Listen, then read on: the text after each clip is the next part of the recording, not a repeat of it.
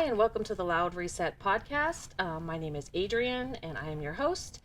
And I am very excited for today's episode because I am here with my sister Amanda, who lives on the other side of the country. So we have been planning to have this session for quite some time, and she's in town celebrating some things, so we'll get into that as well. But we're going to deep dive into kind of her life and her journey and things she's been through in her life that I find super valuable for anyone that goes through life with any challenges as well. Really about, resilience and just kind of making your way through life when things can get really hard and never really kind of giving up. So she's been a huge source of inspiration for me when it comes to my mental health journey and getting myself on track. But she's also, my sister and someone who I rely on very heavily when I need something, and that emotional and mental support. She's always someone I can rely on. So we've obviously grown quite a bit over the years, growing up together. Things change over the years, and you really get to rely on your siblings quite a bit the older you get. So I want to thank you first for coming today. Why don't you tell us why you're in Ohio for right now, to start with that? So I graduated from law school at the University of Cincinnati College of Law. I did not get a Juris Doctorate. I got a Master's of Legal Studies. So I am not an attorney. I will not be an attorney. I will not take the bar exam. My career has me working closely with lawyers and a lot of legal stuff. I deal with public money. So the more I can know about how the law works, how it's founded, all of that kind of stuff. And I always wanted to go to law school. Yeah. But a Juris Doctorate degree is $150,000 and it has to be done in person. So that was not an option for me. So that's this a was lot of money. It's a lot of money. When you already have a substantial amount of student loan debt, that was not justifiable. Yeah. So I'm here celebrating 2 years of work. Perfect. So you did online and then flew, not really, this isn't home. I mean, it was for one point, this was home, but got to celebrate. So we went down there this weekend and got to watch her walk across the stage and, accomplish that milestone, which is awesome. Going to school, I think, as an adult makes me want to spoon my eyes out. So anyone that can do it is like, that's a challenge, because life doesn't stop for school when you're an adult, and it takes a lot of dedication and time. And I can imagine there's a lot of times where you're like, you know what, fuck this, I don't want to do this shit. So yeah, I mean, it took me, so I finished my undergraduate in December of 2016, and it took me from that point until 2 years ago when I started this program to feel like I could take it on. Yeah. Mentally, physically, emotionally.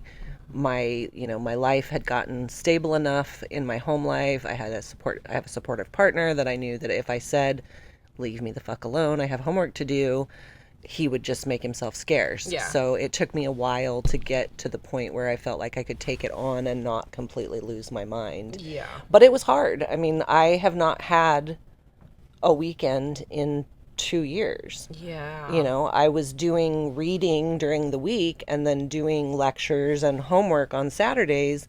And then on Sunday, I'm preparing for the next week to go to work full time and be in school. Yeah. I mean, yeah, you get breaks like the holidays and Christmas and stuff, but I haven't been able to just go do whatever I want to do on a Saturday for 2 years. Yeah, that's a lot. It's a huge sacrifice. It is. It's a big sacrifice. And like you said, you have to be in a position in your life that you're okay with those sacrifices. Yes. So that's a big decision to make. It's a big decision to make. Yeah. So it's very exciting. Congratulations. Thank you. So we're gonna start in like younger years. Amanda is, so I'm 84. What year were you born in? 81. So we're 3.5 years apart. So why don't you tell us a little bit about your very early years? What kind of kid were you? What do you remember about your young years? Where did we live? All of that. So, like the first memories, I mean, I have really, really foggy memories of a house that we lived in town in Neola. I remember, I was talking to Bob about this the other day. I remember I got my eyeball scratched. A little neighbor boy threw a hand of sand at me, and one of the sand particles scratched my eyeball. And I had to wear a patch over my eye for like, I don't know, a couple weeks while it healed, but I can only wink with that eye because it was patched down. Yeah. But I remember, like, I don't remember that happening, but I remember, like, My mom just thought I had something in my eye, so I remember being in the bathtub at that house with her like putting me under the faucet to run it under my eye. I remember eating fingerfuls of butter off of the table at that house. Isn't it weird what we choose to remember? You're like, And what? I remember you getting stung by a bee in one of the back bedrooms of that house. And that's, there's just a few things that I remember there. And you're how old? 2, 4? No. I mean, if you were a baby, Oh, yeah. it was I was probably 3-ish. Yeah. Yeah, and those might not be, I mean, mom and dad would maybe at this point be able to tell us if those are even the same house. Yeah. Because it's that far Sometimes back. memories are like, this happened, but maybe it wasn't at this location. Yeah. A lot of mine are just, it's a mess. I don't know what's what. I really don't. Yeah. And then I remember more when we moved out to the 5 acres in Neola, way out. I remember waiting with Michael and Sarah. There was a natural gas pipeline that ran. So the house was way off the I road, feel like I remember that house. and there were cottonwood trees down the lane. That I remember. And we would have to go to the end of the driveway and wait for the school bus to come. And I mean, it's high desert, so it was really, really cold and windy. And we had these red, white, and blue sleeping bags that had red, white, and blue stars on one side, and they were like fleece or felt, and the other side was like sleeping bag material. And I remember sitting with Michael and Sarah waiting on the bus under those sleeping bags because mom had sent us down there with the sleeping bags because we had to sit outside. It was cold. Can you imagine? Yeah. And then I remember more like when we moved into Ogden. By that point, we moved into Ogden when I was in 3rd grade. Yeah, because I started, I think, preschool at the high school. So that would make sense. I don't know what kind of kid I was as a little kid. Like, I don't really have a lot of perspective on that. I don't know. I don't have any idea what kind of kid I was. Bossy, probably. Yeah. I know I was, super string being skinny, big feet. But in terms of like temperament, I have no idea. Do you remember liking elementary school and having fun? I remember being asked to be tested to go into a gifted program. And I remember, like obviously they test you and then they have like an interview with you. Yeah. And I remember having a conversation either with the person that was interviewing with me or with mom or somebody about the fact that like I was unsure about going into the program because one of the things that I liked at school was being able to help other people. And because I could figure out what they were talking about faster than everybody else, it made it so that I could help other people because I already knew what they were talking about. Like I caught on quick. I didn't go to that program. I remember liking 3rd grade. I remember sort of liking 4th grade. 5th grade was all right. I was more developed than a lot of the other girls. I remember, yeah. Like I had a bra. I got my period in like 4th grade or 5th grade or something. I remember like the videos that they break the boys and girls up. And at that point, like I had been having my period for like 3 years at that point. And mom comes in and she's just like, yeah, whatever, we got to do this. But you hadn't started your period yet. And they were talking about how you're going to start noticing hair in different places and your sweat might start smelling differently. And mom leaned over to me and said, Adrian smells like a truck driver. She needs to wear deodorant. And I'm like, Mom, you can't say that in here. Like, yeah. And then middle school was, middle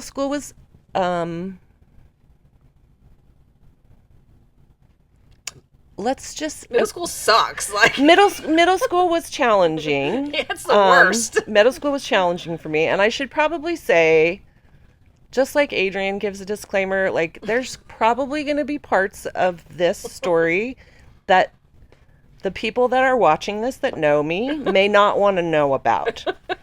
Let's just do it that way. Yeah. My past is my past. It doesn't have any power over me anymore. Those are the things that I did. They are not who I am. Yep. That's why I'd say I don't know who that bitch is anymore. I know That was the time. I know who that bitch is, Yeah. and I was that girl, and Yeah. that's fine. I will take ownership of it, but it doesn't have power over me anymore, and I will not be judged for it. Yeah. So I was kind of a fucking mess Yeah. in middle school. I had a girlfriend that we ran around, we smoked cigarettes, we got in trouble with boys, we got caught sneaking in and out of bedrooms, we started smoking weed, drinking, all of the things that you don't want or think a 13-year-old should be doing. Yeah. We were doing those things. So that was like 6th, 7th, 8th grade. I got caught sneaking back in my bedroom window at about 4 o'clock in the morning, being out with an 18-year-old who mom and dad had already caught me with and told me under no circumstances was I ever to see this person again. And they put the house on the market and sold, and we moved to Ohio. Yeah. What do you think? So, do you think it was the friends you had, or what made you kind of like be wild and do things that most like be a rough kid and be out and sneaking around? And what do you think? Do you think it was environment? Do you think I just wanted to try these? What? I don't know. Looking back as an adult. I don't know. I mean, without jumping too far ahead in my story, like I'm a recovering alcoholic, and you learn about a lot of like, alcoholism as a disease, as a hereditary disease, as a physical disease, as an environmental disease. Like all of those things play a part, and I can't blame one thing or the other. It's not really a blame thing. Yeah. It's one of those that's just what it was. Yeah. Like I don't know why I did the things that I did. Was I bored? Probably. Was I hormonal? Definitely. Was I young and stupid? For sure. Was I Yep. smarter than I should have been? Yes. Yep. Was I dumber than I should have been? Uh-huh. I did those things. Yeah. But there's, I don't know why. Yeah. I just did them. Sure. Did I want to be loved, or was I came from a good household. Yep. You came from the same one, Yeah. We were poor, but we weren't abused. We were happy and healthy. We had what we We needed. had food. We were clean. Yeah. Yeah. Yeah. So I don't fucking know. I just did it. Yeah. And it's so crazy too because like all of us are so freaking different, but still very similar. But the way we all acted was everyone was so unique, and it's very interesting when you all do come from the same household. You're like, how do we all end up so incredibly different?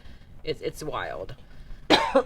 So that's middle school. So then obviously we moved to Ohio. So where does that put you when we get to Ohio? So when we got to Ohio, obviously I had no friends. Yeah.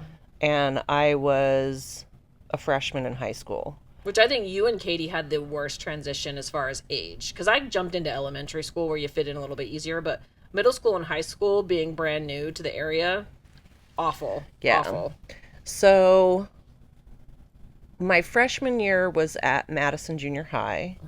There were a couple of kids on the bus route that kind of befriended me and made sure that I didn't have, at least had somebody to sit with at lunch and stuff, because they knew I was getting on the bus and stuff.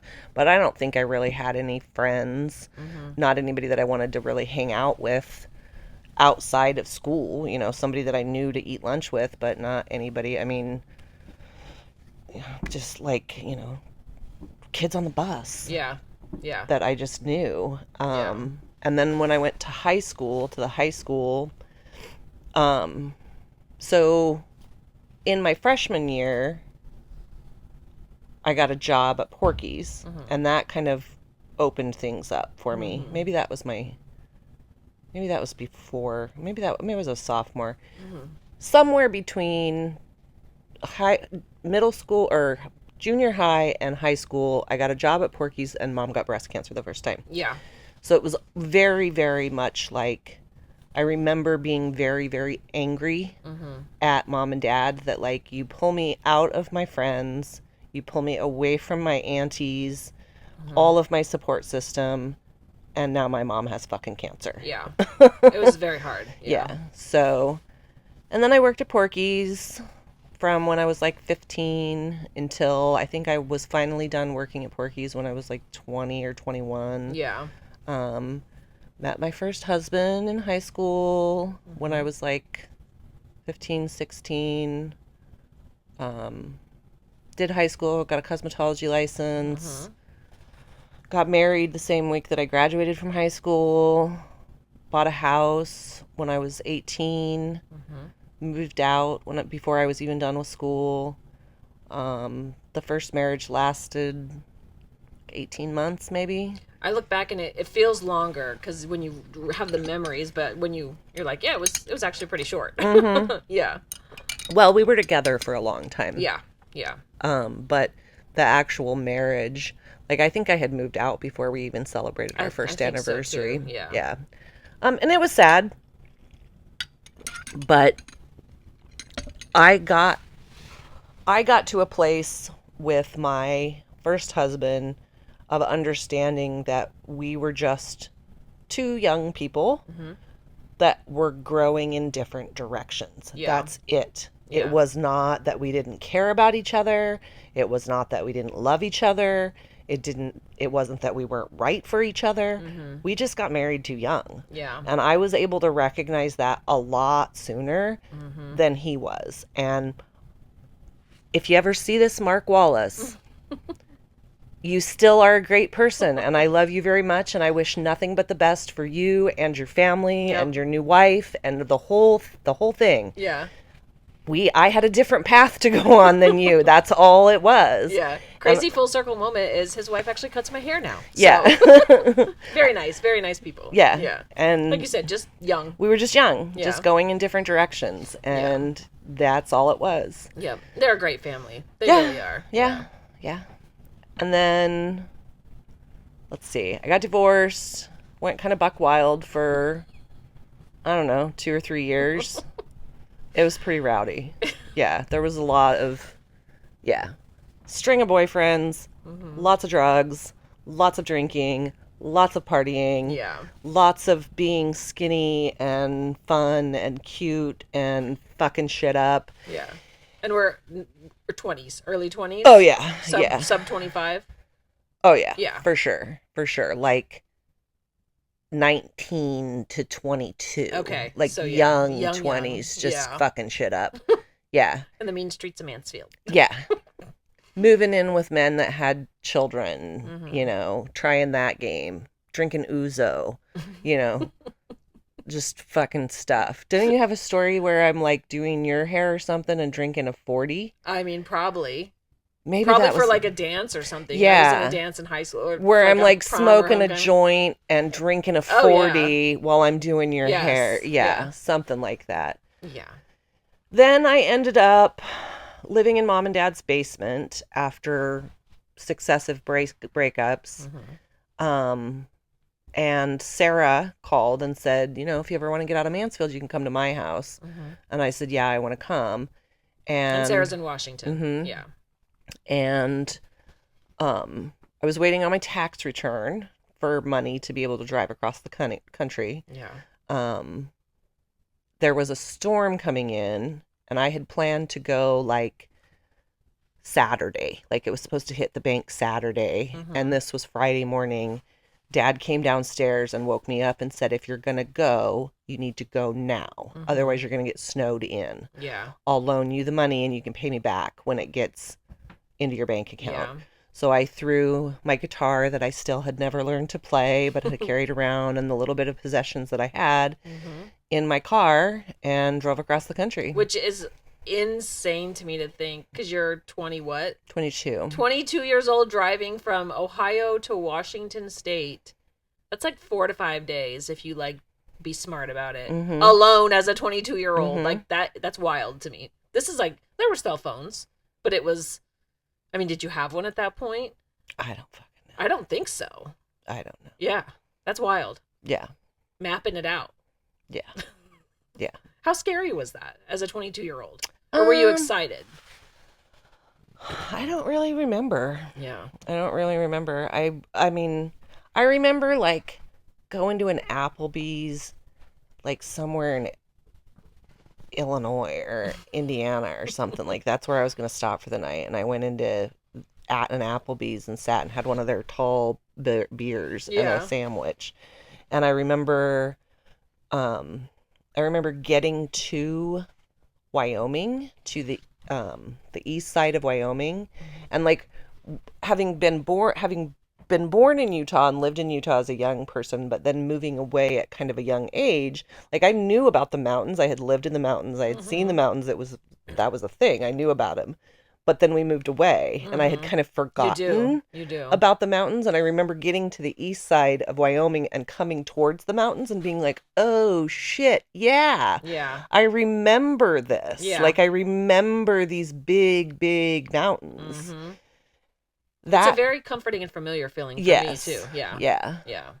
Through Wyoming, um, and then I went along the Columbia Gorge, and then up to Sarah's. And at that point, we did have cell phones because I remember the exit that you get off of I-5 to go to Sarah's. There's a Walmart at the exit, Mm-hmm. and Michael was living probably in Kent at that point, so Yeah. he had come down to stay at Sarah's to wait for me to get into Yeah, Kent, town. Washington, not Kent, hmm Ohio. Yeah. Um, and I remember him telling me, just meet me at the Walmart parking lot because where Sarah was living was so like back off these windy roads and stuff that there would Mm-hmm. have been there was no like Garmin GPS Yeah. even, that he was like, you're gonna have to follow me, otherwise Yeah. it's too hard to describe what all you're gonna have to do to get here. Mm-hmm. What kind of Stayed car did you even have at driving across the country like that? had a Dodge Neon. That's It crazy. was a little brown Dodge Neon. It ended up getting repossessed. Nice. Grandpa was the co-signer. It got repossessed out of an apartment parking lot. Yeah. I remember that. That was not that cool. No. No, it sucked. Sucked a lot. Stayed with Sarah for a little bit. I got a job at a bar in Lacey that I hated. And then I got a job at the Spar in Olympia. Mm-hmm. So the Spar, it's not the Spar, it's the McMiniman Spar Cafe now. But when I was working there, it was like it had been started by a family like in the early 1900s and just passed generation to generation. So when I was working there, it was the last of that family that owned Mm-hmm. it. And it was like wood, with chairs and a counter and booths, and it was a diner Yeah. with a smoking section and a bar in the back. And Olympia is kind of rough. They had live music there in the bar. I worked the night shift. Mm-hmm. Like one of the first nights that I worked, someone died of a heroin overdose in the bathroom. Yikes. Okay, yeah. And So, that's coming from Mansfield. This right. is like culture shock type. Yeah, Yeah. Yeah. yeah. Worked there for a while. Started drinking pretty heavily when I was in Olympia. I mean, that's when it really started to ramp up. Um, I quit the Spar. I was super, super hungover, and we had these green aprons, like waist length aprons. They weren't the long ones, they were Mm-hmm. short ones. I had agreed to pick up somebody's morning breakfast shift. And it's right down by the Capitol. Mm-hmm. So there's like legislators and shit that come in there. People, muckety muck politician guys and women in their fancy suits and ties and shit come in for coffee and fucking eggs and shit. Mm-hmm. And I'm this, 22-year-old reeking of whiskey from the night before. And it's not even my regular shift. Like I had just picked it Yeah. up for somebody. And I remember going up to the table and somebody saying something shitty, snotty to me. And I was just like, yeah, fuck this. Yeah. Walked around the corner. The manager was there. I took my apron off. I was like, I'm fucking done. I'm out. And I went home and went back to bed. Yeah. The guy that I was living with at that point was still in bed. When I got back in the bed, he was like, what are you doing? I'm like, I fucking quit my job. I'm going back to sleep. Mm-hmm. So then I worked at another diner. Worked at a couple of other like restaurants. Worked at a bar called the Clipper for a little while, and just fucking partied. Mm-hmm. Did a lot of drugs, Mm-hmm. a lot of drugs. And then we moved to Texas. Okay. I moved to the Panhandle of Texas Yep. with a guy because his dad was from there. Um, I got a job as a 911 dispatcher at the police department. That's right. I do remember that now. Was a Yes. 911 dispatcher. I commend anyone who can do that job. I could never. It's And not a job for me. no. And sometimes like 911 clips will come online and I'm like, I can't scroll fast enough because traumatizing. Yeah, very, Traumatizing. very. There were two incidents. There was, so we were in Ochiltree County, and so the 911 dispatch center was at the Perryton Police Department, but 911 dispatched for the entire county. Mm-hmm. So when a 911 call would come in, a Perryton police officer dispatcher would pick up the phone, but we would be, if it was outside of the city limits, we would have to, we had a special line for the sheriff's department that we would send them. The fire department was ours, the paramedics was ours. So we would dispatch all of them if it came in as a 911 call. South of town, there was a highway that was coming out of Pampa, and then there was another one that came out of someplace else, but it made a Y right before, like just barely over the county line into Ochiltree. And it was two 70-mile-an-hour highways that met at a Y. It was a very dangerous intersection. Yeah. I was the 911 operator. A call came in that there's been a pretty massive accident at the Y. Get fire and police down here. And the officer that was on duty with me in the police department that night, he happened to be on the south end of town. So he just went that way because he was closer than the sheriff's department. He was out of his jurisdiction, but he went that way just to see if he could help. Got down there, and it was two young women, probably 18 or 19, that had hit probably at least 90 or 100 miles an hour into an oil tanker. Oh my God. Probably dead on impact, but then the car had burst into flames. Yeah. By the time Yikes. he got down there, it was engulfed. Yeah.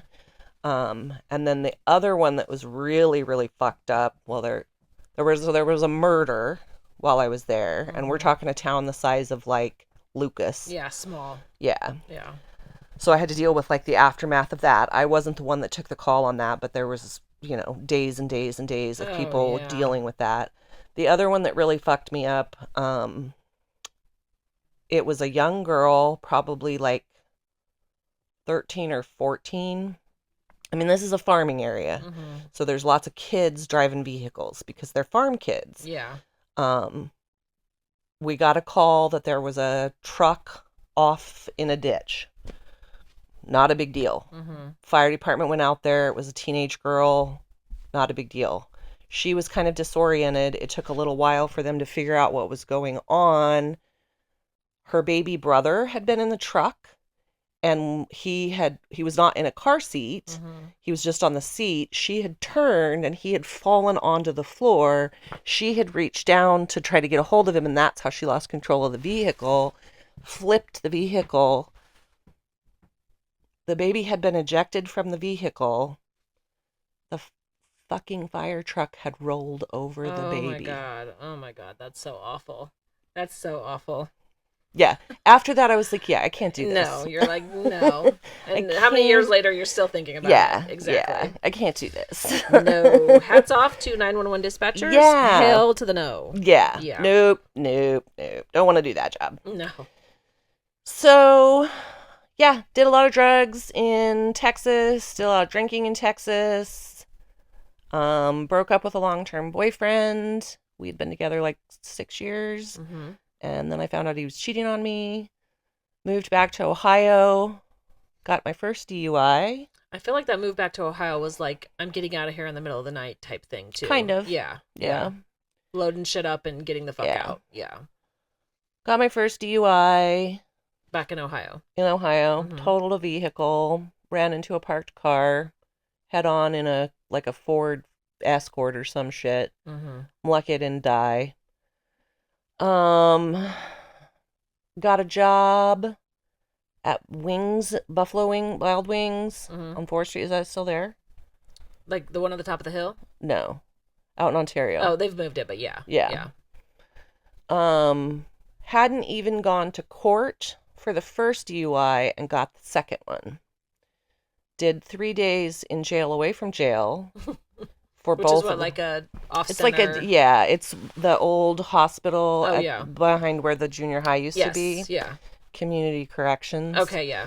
I think it might still be something like that. Yeah. Yeah.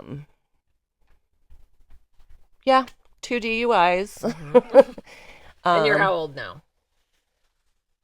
Probably 25, 20, 25, somewhere around there. 26 maybe, I don't know. Mom asked me one time in the midst of all of that if I ever thought about moving back to Washington, and I said yeah. So we made that happen, and I moved back to Washington. Moved in with some friends in Washington, Chad and Megan. They had a home. And managed to piss them off and get thrown out of there because of the drinking. I was, they didn't technically throw me out. They asked me to leave, and they gave me, we'll give you a month to get out of here. Yeah. So I found a, like, mother-in-law apartment in a house in the garage. Yeah.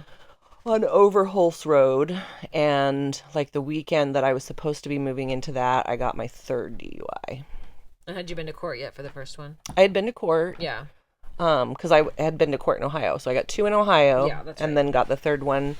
The third one, I ran my Volvo station wagon into the building at a Taco Bell after doing shots of tequila with a girl who was taking helicopter flight lessons. Oh. That's what I remember about that night. Like, I had made enough money to put the rest of my deposit on my new apartment, and I had stopped at the 4 Mile House. It's a bar out of town, the 4 Mile House. That was going to be my new bar because it was close to my new apartment. Yep. So I was like in there getting a feel for the regulars, fucking reconnaissance mission. Yep. And I remember sitting there drinking hoppy beer with this dark-haired girl that was talking about she was taking helicopter lessons, and we were doing shots of tequila. And then I came to high-centered on a parking ballard with a Taco Bell employee right here, and me saying, don't call the police, and them saying, you hit the building, we have to call the police. We kind of have to. $25,000 worth of damage to the building. Lost my driver's license for a year. I got to do a deferred prosecution. So I had to go to court and beg to be allowed to do this deferred prosecution. So I had to do like a year and a half of inpatient alcohol treatment, 4 days a week for the first 6 weeks or something, and then once a week, and then down to once a month. I was on probation for 5 years. Was on active monitored probation for the first 3 years, so I had to check in once a month with a probation officer in Peanut Cup, which is better than jail. Yeah. The other option was 10 years in jail because Woo! It was my third strike. Fuck. Yeah. You're like, I'll take community service, please. Yeah. I'll pee in a cup for the rest of my life. Yeah. I also had to start going to AA meetings. Yeah. So that's when I started going to AA. I knew when I got that third DUI that I had a problem, but I had never articulated it. I'd never said it out loud. I remember, so I hit the Taco Bell. They took me to jail. I was still in my work clothes. I was working at the Olive Garden at that time. So I'm in like a white button up with a tie and the long bistro apron. And I had red dance coats at that point. And they take your shoes away from you in jail. Yeah. And I remember saying over and over again, please don't lose my shoes. These are my work shoes. Please don't lose my shoes. Sarah came and bailed me out of jail, took me to my new apartment. I didn't have my keys because they had impounded my car. Didn't want to wake up my new landlord who was in the main house. So I just slid the window open and crawled in the window.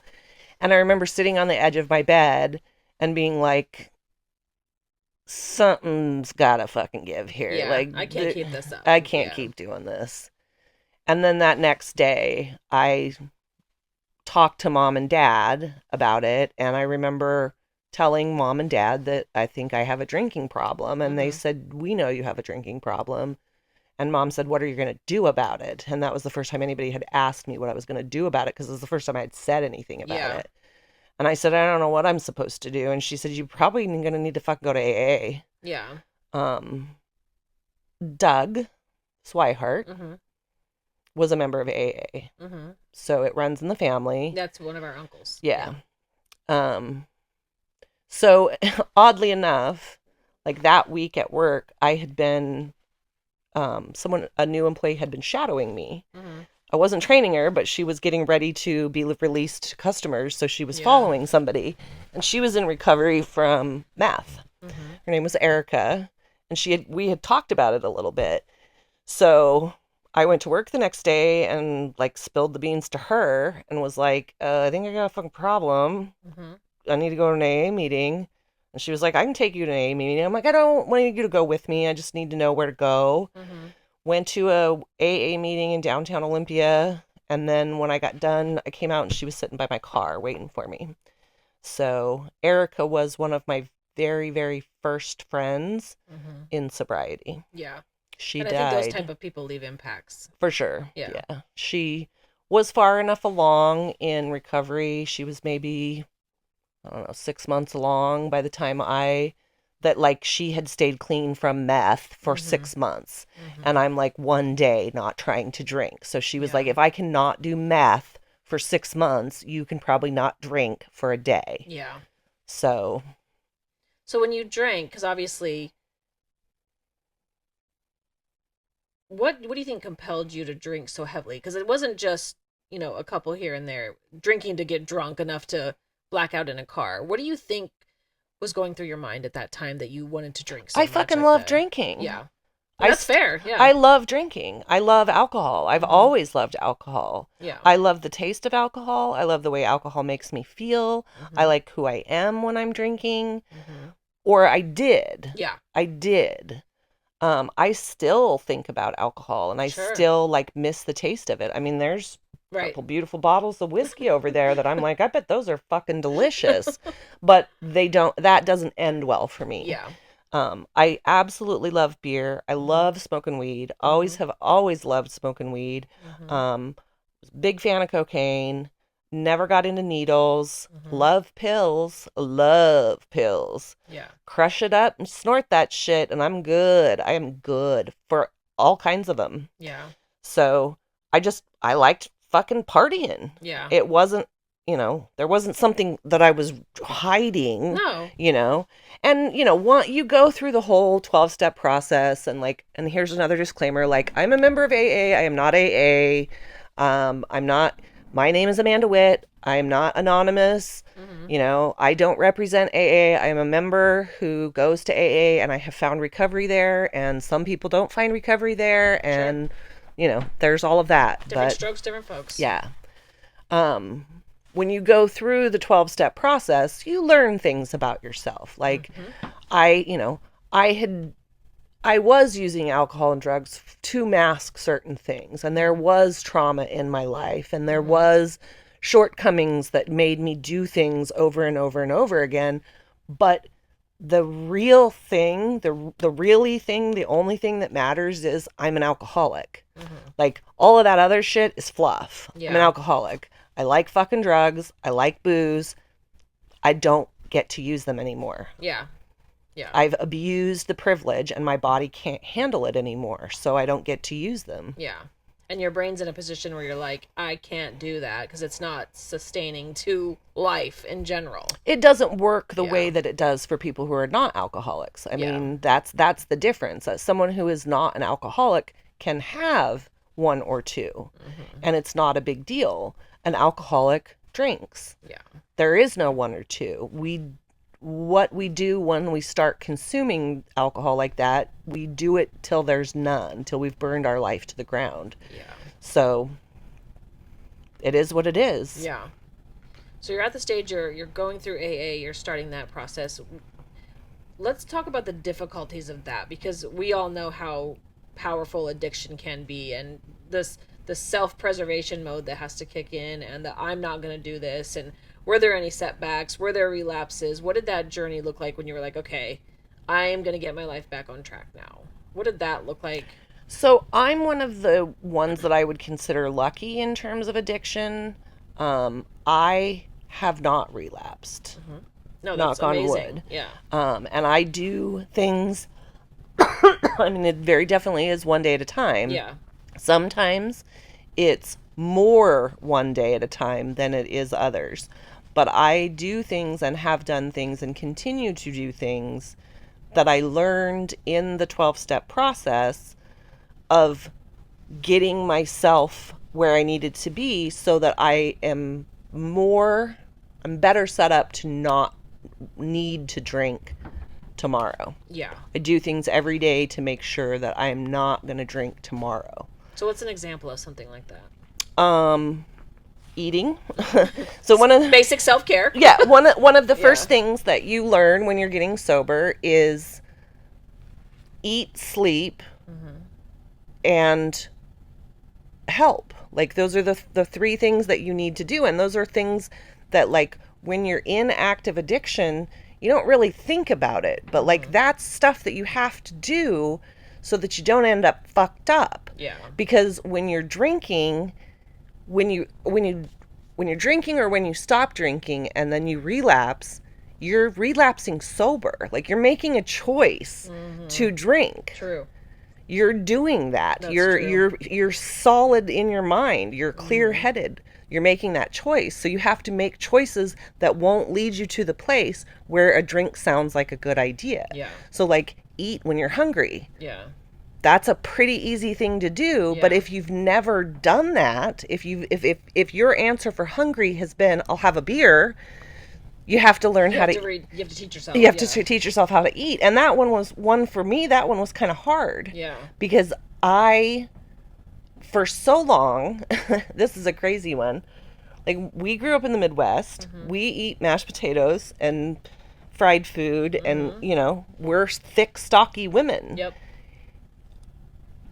When I moved to Washington, everyone is organic. Yeah. And nothing is fried. Yeah. So, like, what the fuck am I supposed to eat? Right. I didn't know what I was supposed to eat, and I was Yeah. really worried about what I was eating. So I didn't eat a lot Yeah. because I didn't know what to eat.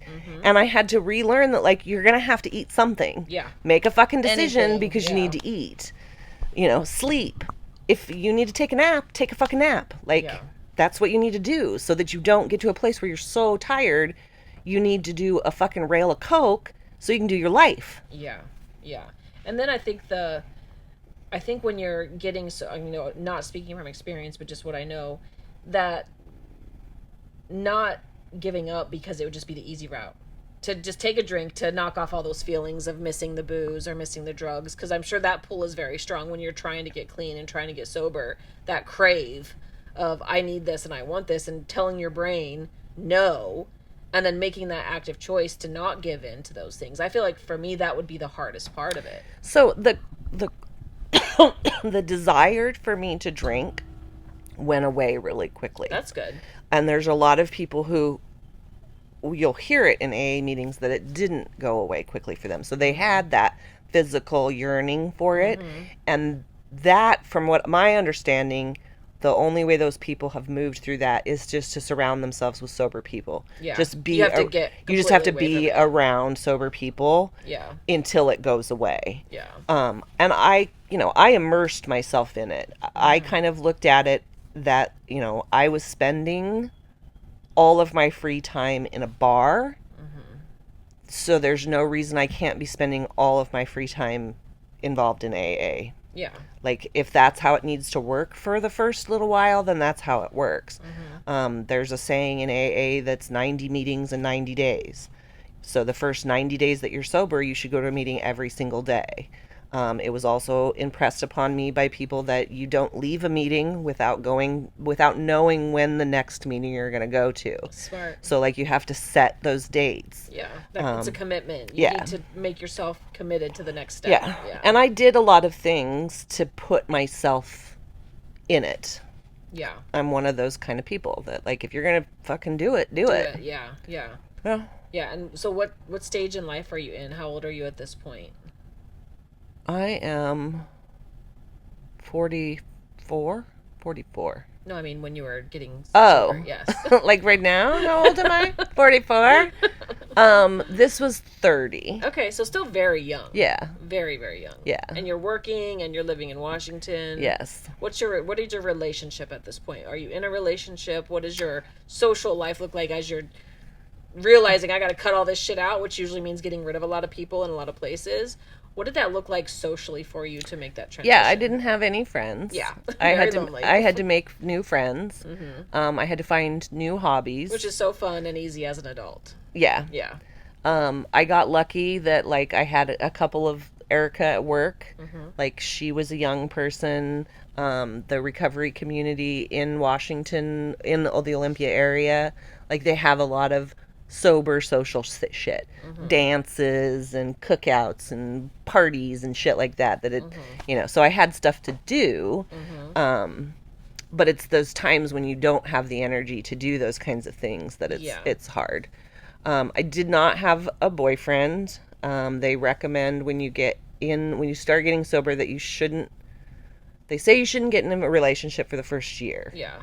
And they also tell you that if anyone wants to get in a relationship with you in the first year, you should probably still steer clear of them because you are literally a toxic dumpster fire with your head cut off. So anyone that's attracted to that is probably kind of a mess too. Bad news. But I decided to get into a relationship about 6 months. We're not going to listen to I any of didn't that. listen to that. So I ended up involved with a man who was a predator.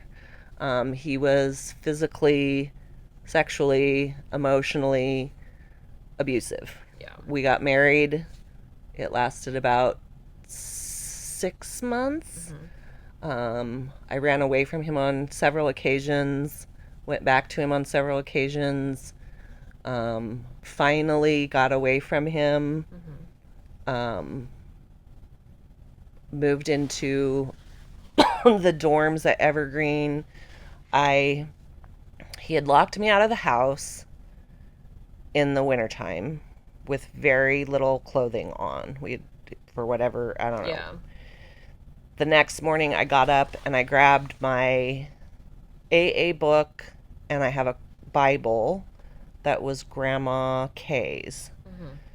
Got those, put them in a bag, and left. Yeah. Rode the bus out to Sarah's and let her know what was going on, and then had her put me on a bus from her place out to Evergreen. Yeah. Rode the bus out to Evergreen because I was a student at that point. That's a college? Yeah. And I didn't want to quit school. Yeah. I knew that I didn't want to quit school because I had done that cycle so many times. Yeah. Get involved with someone, be in school, quit school because the relationship fell apart. Yeah. And at that Lose point, yourself in that relationship. Right. Yeah. And at that point, like, I had burned my bridges pretty good with Sarah with the relationship going back. That did get contentious. Yeah. Yeah. Back to him over and over again. So I couldn't stay with her. Yeah.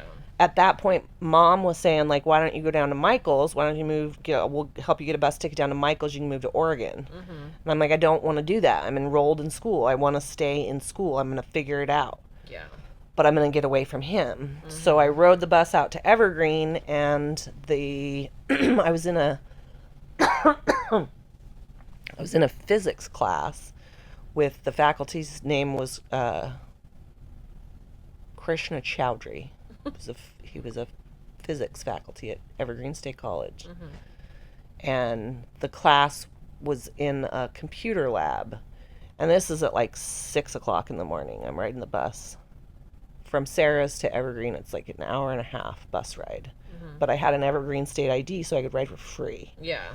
So I got out there, went into the computer lab, and just kind of hung out for a little bit. And then Krishna showed up at like 7. And I'm like fleeing an abusive relationship. Yeah. And I'm like 3 weeks into this class.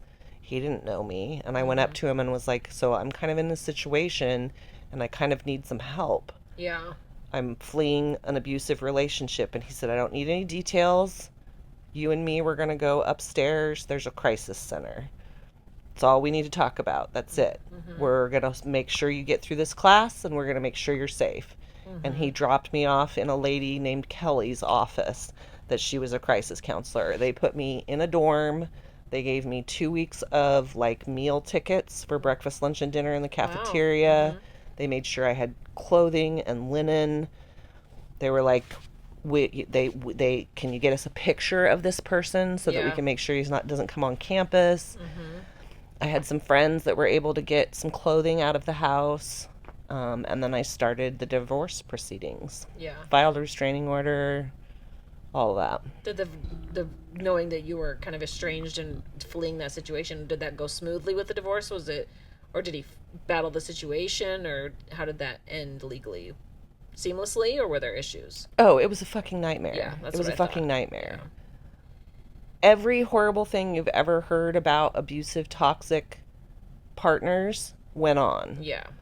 Everything. The final court, like, there's multiple court dates involved in a divorce where Yeah. because the courts really don't like to make a decision about who's getting anything. They want Yeah. you to figure it out. Yeah. So a lot of that is done preliminarily, that you get to a certain point and then you have a court date and the judge says, where are you at? And then you get to another court date, where are you at? And then the final court date, when the marriage is finally dissolved, is in person. And they want both people in person. And at the court date leading, the final court date before the final court date, the judge said, I need you to be here in person to sign this paperwork. And he didn't fucking show up. Yeah. And they called him and he answered, and he, oh, blah, blah, and the Yeah. judge is like, I'm signing off on this. You guys are legally divorced. This is Good. the end of this. Yeah. Because he was just a bad person. Yeah. Just a bad person. So thankfully that last time you would have maybe had to see him, you didn't have to. So that's good. Yeah. Yeah. Yeah. I'm really glad that part of my life is over. Yeah. Took a long time to heal from Oh, that. absolutely. There's a lot that goes into that you will carry with you forever, and have to learn to just kind of put it behind. I mean, I have PTSD, Yeah, and there are absolutely. still some triggers. Mm-hmm. The way that the most recent therapist that I worked with described it to me is that, like, most people, anxiety is here. That's their base level anxiety. Because you have PTSD, your base level anxiety is here. Yeah. So when a normal person gets anxious, they come up to where, where you you're- are where you live, naturally. yeah. And so when you get anxious, you're way up here. Yeah. So you're always going to have that little bit more than everybody. So I have to pay attention to that Yeah. kind of stuff. Yeah. You have to be very self-aware and be able to get through it without spiraling into darkness and And I don't always do that No, very absolutely well. not. I No. don't do that very well. During that marriage, I did have a incident of suicidal ideation. Mhm. Spent a weekend in a psychiatric ward. Mhm. Yeah, that was fun. And you stayed sober throughout this. Through that, yes. Stayed sober through all of that. Yeah, which is a huge testament, because I think that's an easy route to deal with a lot of the shit you were going Yeah. through, would be to Yeah. numb it with pills or drugs or alcohol or whatever you could get your hands on. Mhm. Yeah. So you're how old now? When you're away from him, the divorce is final, you're going to school in Evergreen, you're building your life back up. How does that look the next couple years? So I stayed pretty much away from guys for the rest of the time that I was at Evergreen. So I was at Evergreen. I started right before my divorce from the second husband, from the piece of shit, garbage human. Yeah. And then I kind of stayed away from guys while I finished school. I was just like, yeah, there's no reason for me to get involved with anybody. Yeah. Dated, went out on a couple dates here and there with somebody, just like go get coffee or something. But I had a lot of friends that I had holding me accountable, because it was one of my goals to get through school. And I mean, we're talking things like no boys in the house after 9. Yeah. That, like, Like junior high rules. yeah, that, like, a girlfriend is calling me at 9:00 of like, hey, you said you wanted to be home by 9. Get your ass home.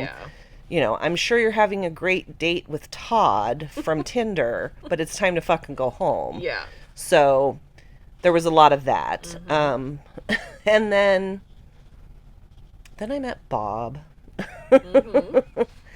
I met Bob. So I had seen Bob at other AA meetings, but I hadn't really noticed him. And then I started to notice him in at more meetings. And one of the things that I learned about myself was that I like a wounded puppy. So if I'm attracted to him, he's a wounded puppy. Yep. So I happen to know Bob's ex-wife through other people. So because I started noticing him and I knew, oh, well, that's a flag for me. But I can't deny. Yeah. And maybe I just need to be his friend. Yeah. But I need to. I'm drawn to his energy. I'm drawn to him. So Yeah. so his ex-wife is named Becca. So I asked Becca, I'm like, so what the fuck is up with Bob? Yeah. And she's like, well, he just got out of a 5-year relationship. He's pretty kind of not in good Not space. with her. No, They had no, moved somebody, on, yeah, gotcha. yeah.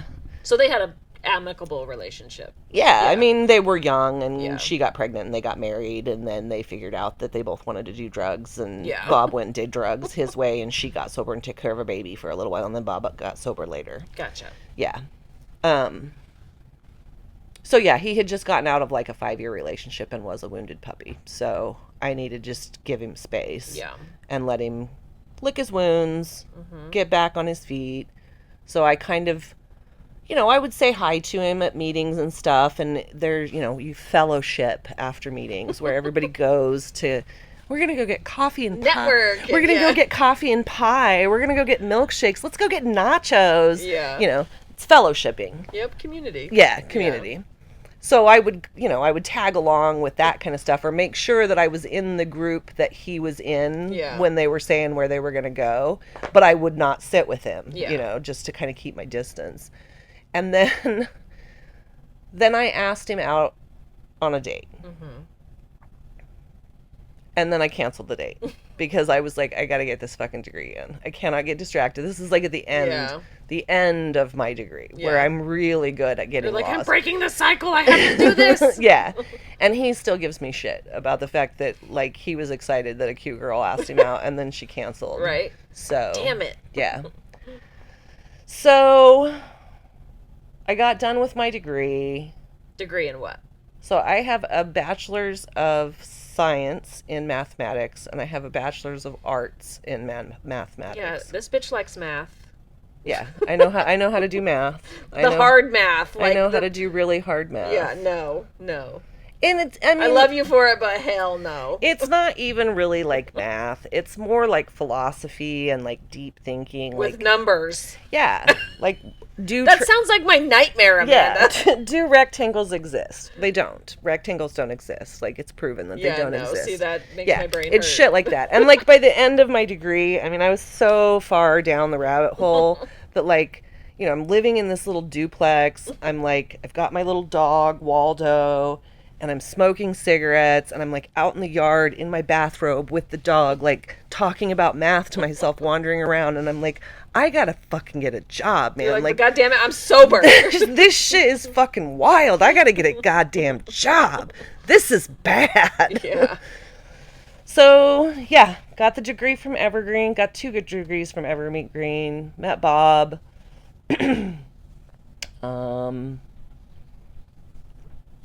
Started working for the state of Washington.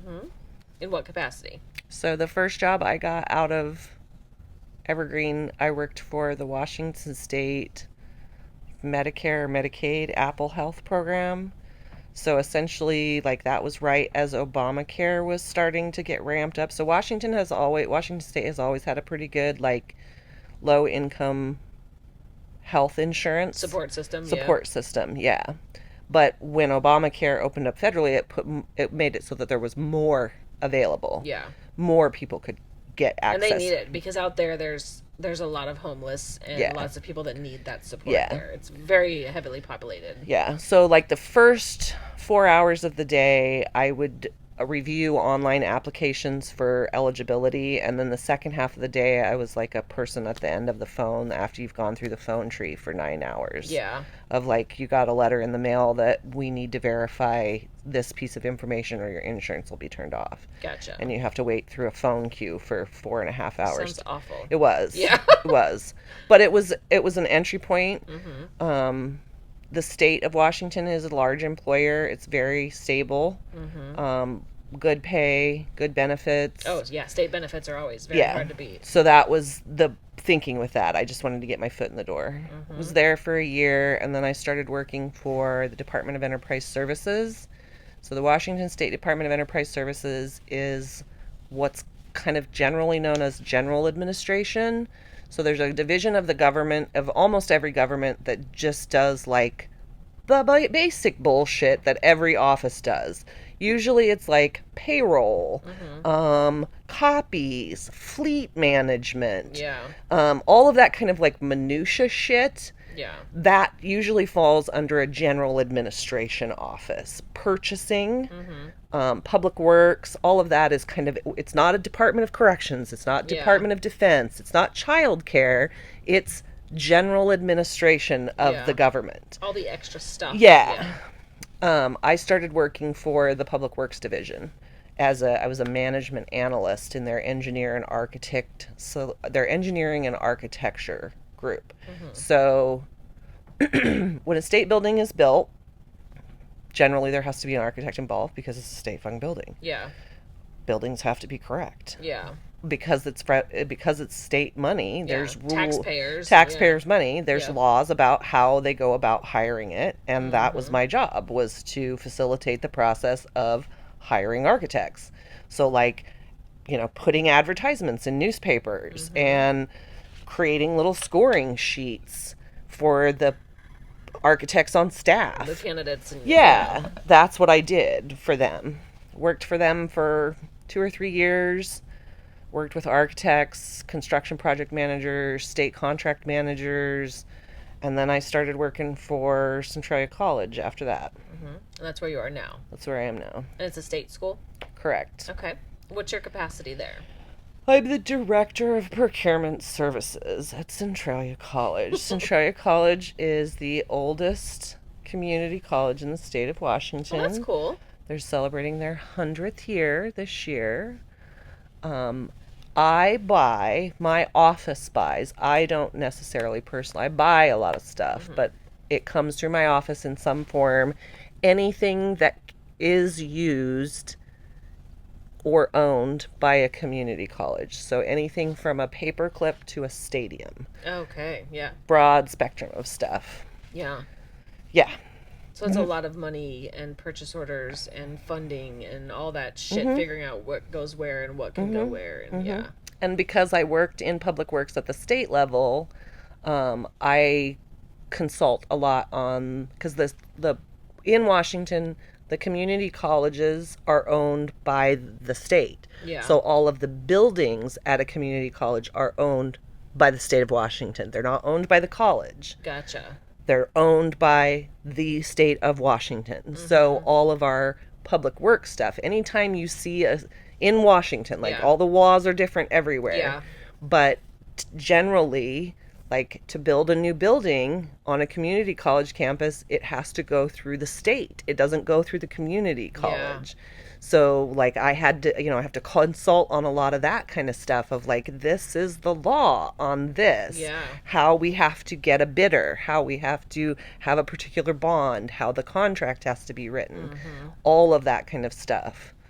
Which I think your degree would come very helpful in all of that. It is. Understanding a lot of that. Yeah. And probably gives you a lot of leverage when you do, look at other career paths and whatnot. Obviously, that's going to add, a box next to your name you can check and make more money. Yeah. Most of my days, if I'm not answering bullshit questions in the office that I've already fucking told you 75 fucking times, I'm not answering that again about that dumb thing. Yeah.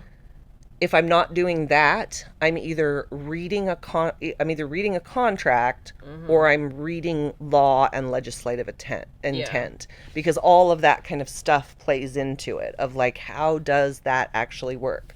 What is that funding source? Yeah. It's great that you got a Perkins grant for a fucking semi-trailer. Right.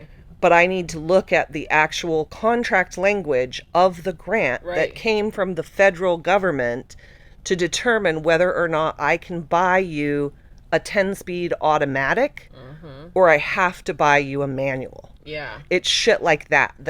I have to fucking find that kind of information. It's, like you said, it's not like it's little projects. It's several thousand multi-million-dollar projects. It's big and little stuff. Yeah. Big and little stuff that, a faculty member, that's great. You got a grant to start a study abroad program, and you want to fly to fucking Hong Kong and Taiwan and learn about all of these places to set up a program. Well, you were given $50,000 of federal money, and they're going to audit us. Yeah. So I can't just buy you whatever fucking airfare you want, bud. Every receipt is everything has to be accounted for. Oh yeah. So, and I think that I would think just knowing the history of people that are, faculty and administration don't really understand that. So you have to like poop on their party sometimes. Yeah. I very definitely am one of those that it's like, I'm not the one making these rules. Yeah. Like, it's not me asking for this. Yeah. I could give two shits. Right. But this is what the college is paying me to do. Exactly. And if you guys don't want to do that, that's fine. Mm-hmm. You're going to need to talk to my boss and your boss, and they can sign off on it. Yeah. And the number of times that I have said to my boss and to my boss's boss, that's fine. I'm not signing it. Yeah. You guys go ahead and sign it. I'm here to tell you. Yeah. It's fine. Yeah. You guys will take that risk. Exactly. I will not. And the risks like that, too, correct me if I'm wrong, but they can come after you as an individual for that type of stuff? It has to do, not generally. Okay. You're acting as an agent of you're acting as an agent of the state. It's more likely that the college could come to you, as an employee, that you were acting outside of your scope of your job duty. Yeah. And the college could sue you. But I mean, it's especially like higher education. In the current climate, there's lots of things that people are saying about higher education. Yeah. So you don't want it to look like you're doing it's all about how it looks. Correct. Like, we're in a small community and we fuck something up and you find out that it was fucked up and it makes the page of this little tiny newspapers, you know what I mean? Yeah. It's going to turn messy fast. Yeah. So that's that's always what we're looking at. Yeah. There's risk, and then there's public perception risk. Correct. So. Yeah. Do you generally enjoy your job? Mm-mm. No? No. I'm good at it. Yeah. I don't know why I'm good at it. I mean, nobody wants to grow up and be a fucking public procurement officer. Are you kidding me? That's the dumbest thing ever. But I'm good at it. Yeah. So what would be your ideal job if there were no rules, no, could go anywhere, literally I can do this and I can make the money I want and it's truly my passion. What is that for you? I would lay on a beach and not work. Snort cocaine and drink margaritas. Okay, well, let's talk about a job. So, yeah, I wouldn't have a job. See, me, tits out, smoking weed, watching birds. Yeah. So I get it. Yeah. But for, shits and giggles, what would you enjoy to do for your career? I don't know. And that's why I've ended up where I've ended up. Because it's been, and that was something that I had to learn after I got sober, is that I am better if I just do what's in front of me, if I do the next right thing, and if I'm constantly looking for ways to be helpful. Yeah. Like, I don't want to be a public procurement officer. Yeah. But I'm good at it. I can help this teeny tiny little community college keep out of trouble. Yeah. Is it what I want to be doing? Not particularly. It's the right now, and you're right good now with it. Yeah. Yeah. And it might be the right now for a long time. I don't know. It's really up to the universe. It's not up to me. Yeah. All I have to do is show up, be present, work hard, and the rest will reveal itself. I have to do the work. Yes, and it's literally show up every day. One day at a time. Like, every day. There is planning for the future and there's goals and all that, but with histories like ours, with anxiety and trauma and what you've been through in your life, it is just this next day is what I'm going to focus on. Yeah. When you look back at your life now, like you said, you're 44 years old and you had a lot going on in your life. If you could tell the younger version of yourself something, knowing all you know about your life, what would you look back and tell the younger version of you to kind of give them advice, knowing what you know and knowing what you've been through? That you're going to get through it. Yeah. There have been some really, really dark times in my life. I'm probably going to get emotional about this because I've needed to talk to you about this for a while after seeing your last podcast. So, that dark place where you know that you need to get the guns out of the house. Yeah. That dark gray cloud, I've been there. Mm-hmm. And it is a very, very scary place to be. Yes, it is. And I had no idea that it had gotten that dark for you. Don't ever let it get that dark again without saying something, because I've been there. I know. And the only thing that I can do in those dark places is be there with you. Yeah. You really can't. And that you can't fix, you can't change, fix you can't it. help. You can't do anything. Yep. And that's all you need to know. That's all that the person needs to know, is that there is someone here with me in the dark. Yep. And the number of people that I've talked to that have gone to that dark place, that very, very dark place. Mm-hmm. And we're talking about suicide here. Yeah. Like, people who don't understand that, like, it's a real place. Mm-hmm. It's a really dark, scary place that your mind can go. It does, yeah. And you're usually, or at least for me, my experience, I knew that it was not right. Yeah. I knew that what I was thinking was not okay. And that's what you have to hope. You hope your brain is that aware that you're like, okay, I can get out of this. I need help, but I've got to ask for it. Because the people that don't, obviously they off themselves because they don't see a solution to what is going on. Yeah, they don't. There's something that happens that they can't get out of that, and they don't have anybody to talk to. Yes. To say. And there's been plenty of people that I know that I've talked to about it, that's all you have to do is just let someone know, because there is somebody that will stand there in the dark with you. Yep. That's it. Absolutely. And that's all they're going to say is, I'm here. I'm in the dark with you. Yeah. I'm in the dark with you. It's fine. Yeah. And that's all you can do, because for it's just speaking for myself, no one else can fix it. Just like sobriety and everything else. You have to be in a place that you're willing to make those choices. Like with my mental health, I knew I had to make the changes. And if I didn't, it was going to continue to control my life and end up God knows where. So to have that self-awareness, I think, is a blessing. It's very scary because you're like, what the fuck is going on? And you can't just fix it. But then to make those actual active choices and fight through the scary every fucking day and every hour and every 5 minutes takes a lot. And it's very difficult. Yeah, and it doesn't heal. Like, it doesn't ever go away. No. That was something that, like, when I first got sober, I joked around a lot about that, like, because you don't really... Like, I started drinking and using when I was fairly young, like 13. Mm-hmm. So I had the emotional intelligence of a 13-year-old when I got sober at 30. True. You never think about that. So, like, I didn't know how to regulate my emotions. Yeah. That's why your frontal lobe doesn't develop till you're 25. Well, and I had been anesthetizing it. Yeah. And I had caused brain damage. Yeah. Like, alcohol, that's what blackouts are. Poison. It's poison. That's what a blackout is you have killed part of your brain. Yep. It's literally shutting off. Yeah.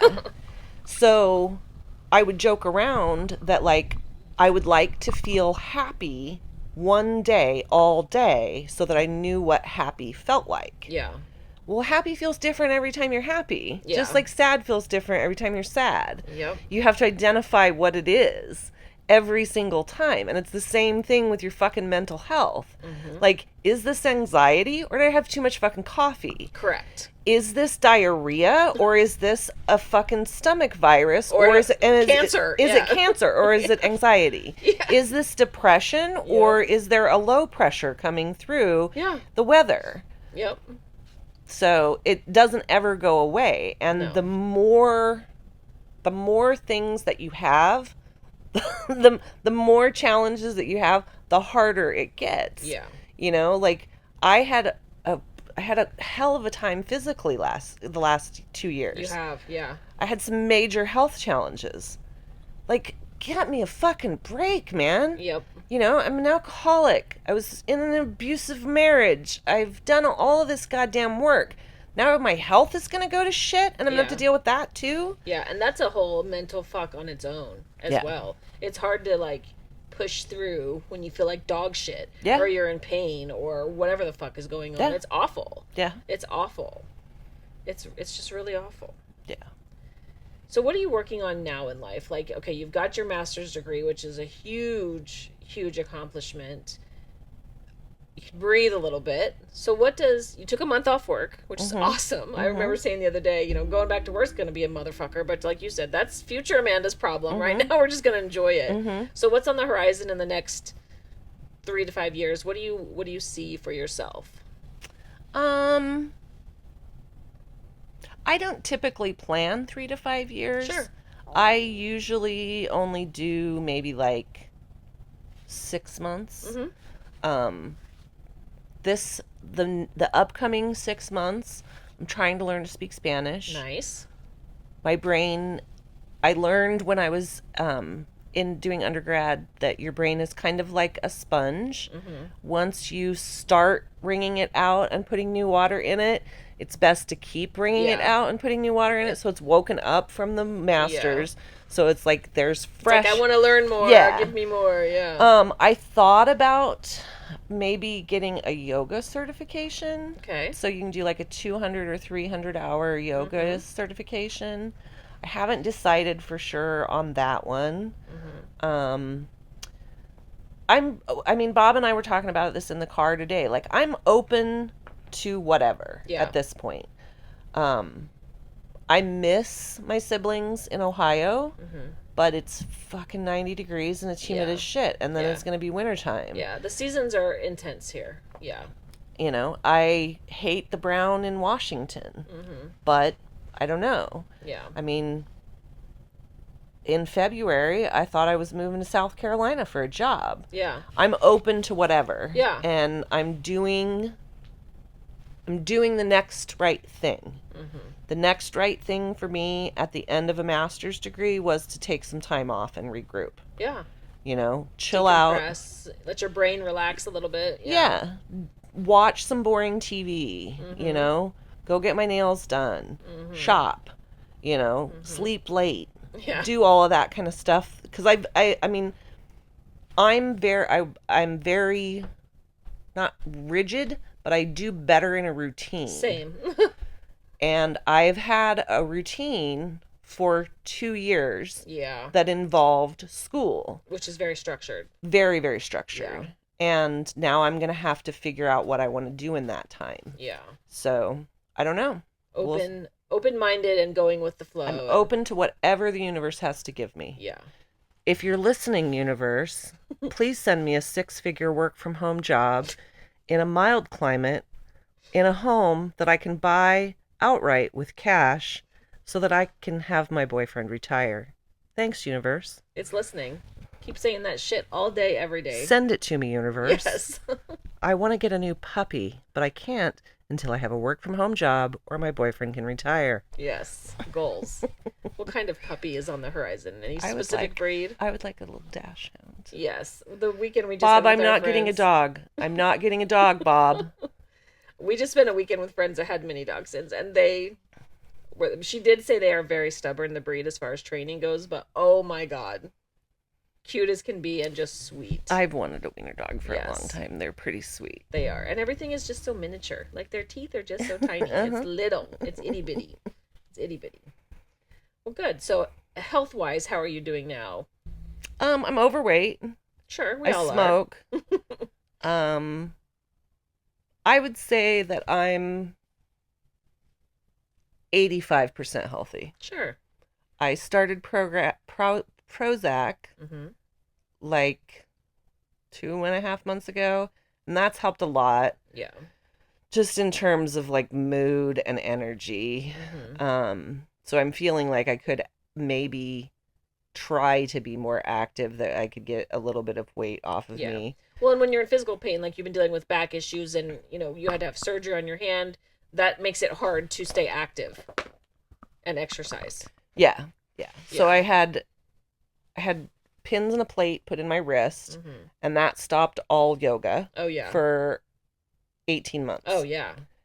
I can still not weight bear for very long. Mm-hmm. I can weight bear, so I can do like on all fours. Mm-hmm. But for 18 months, I could not do on all fours. And then it's rebuilding the strength from not being able to. Correct. For so long. Yeah.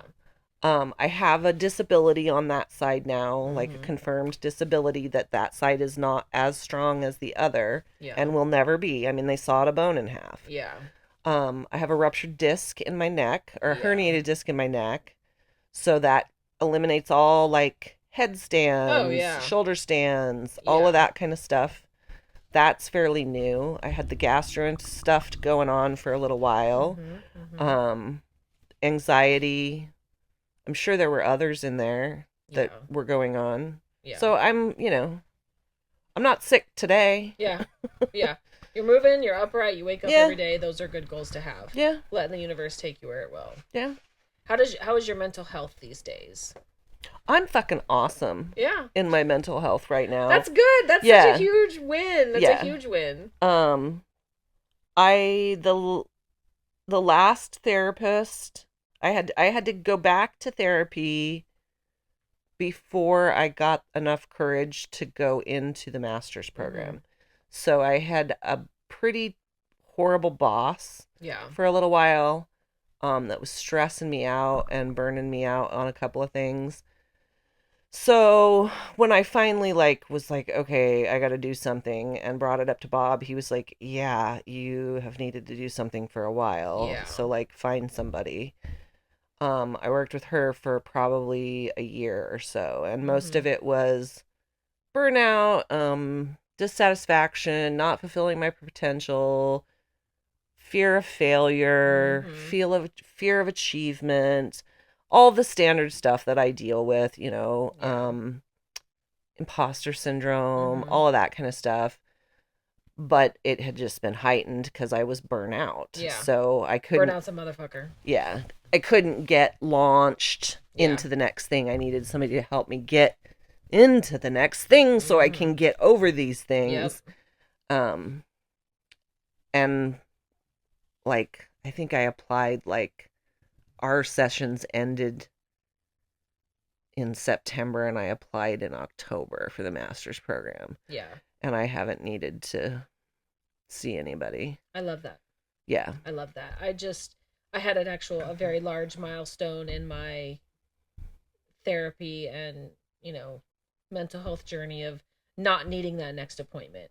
And that's a very big deal for me because I was going, weekly from time to time. And now it was 6 months or 3 months. And I'm in a place where I don't have to have that next session. The door is always open and I can go and I'm an active patient in their system. But that's a big deal to not feel like I need that. And I don't call it a crutch. It's a tool. Therapy is a tool for me to help me get through that because you have to just manage life. You're never going to escape the depression or escape the anxiety. You're going to manage it differently. So that's a big deal to not feel like you're in active therapy and be comfortable with that and feel secure in that decision because it can be kind of scary to not have that. It can be, but I've been through multiple. Oh yeah. I've had multiple therapists that have helped me overcome multiple things.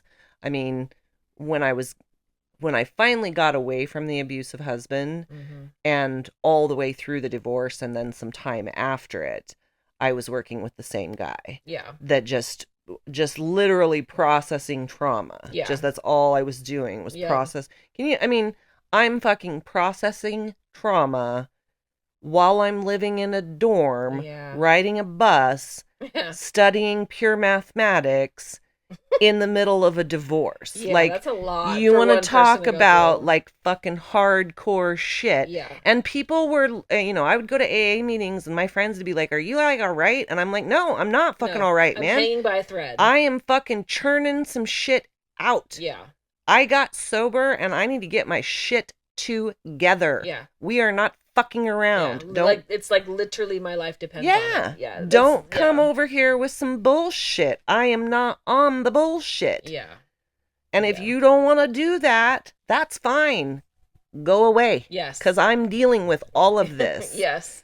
That's a big element of I think any type of recovery, whatever it looks like, is cleaning up that environment. Like you literally have to say no, cut it off, don't engage, doesn't exist. Yeah. It's a whole different world. Yeah.